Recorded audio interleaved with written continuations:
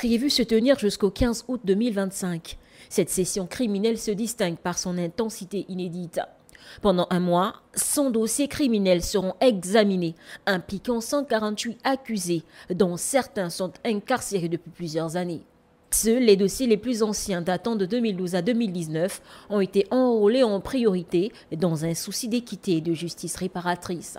Il s'agit d'un moment crucial pour les accusés qui ont chacun rendez-vous avec son destin et au cours duquel, dans le strict respect de la loi, la Cour accomplira son devoir, celui de dire le droit, tel que le législateur l'a prévu.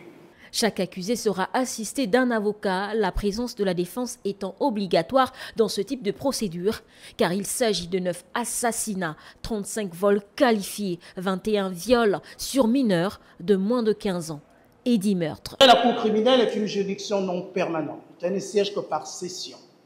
Et sa durée varie en fonction du nombre des affaires qui sont enrôlées. La Cour criminelle également est seule compétente à la plénitude de juridiction selon l'article 209 alinéa 1 pour juger les crimes, c'est-à-dire les infractions les plus graves, celles dont les auteurs encourent les peines les plus sévères. Pour rappel, les audiences se dérouleront du lundi au samedi, y compris les jours fériés, et ce parallèlement au fonctionnement normal de la Cour.